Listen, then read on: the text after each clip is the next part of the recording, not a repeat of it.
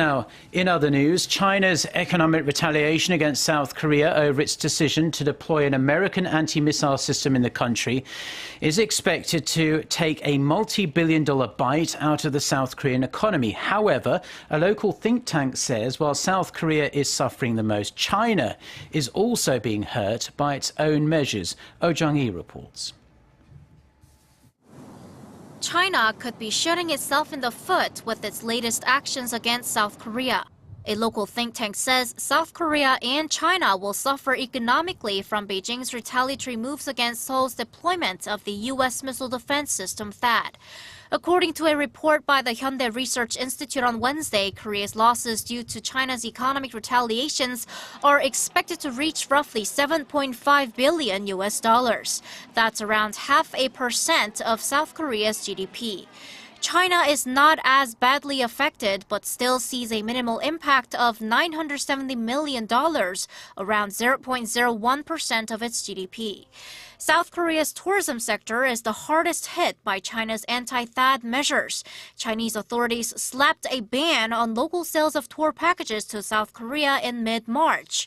Assuming Korea will see a 40% decrease in the number of Chinese tourists from April to December, the losses are expected to top $6.2 billion.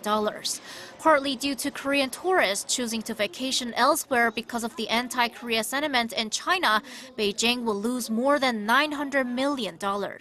South Korea's exports to China may also drop by $1.2 billion, with shipments of cosmetics and food products suffering the most due to non-tariff measures like sanitation inspections. China's restrictions on Korean dramas and contents are estimated to cause losses for Korea amounting to some $7.7 million. Tightened tax probes and curtailed investment in Korean companies in China is actually having the reverse effect, taking a toll on the Chinese side, causing over $40 million in losses, but very minimal financial damage to Korea. THAAD, the U.S. anti-missile system at the heart of the dispute, is now operational in South Korea.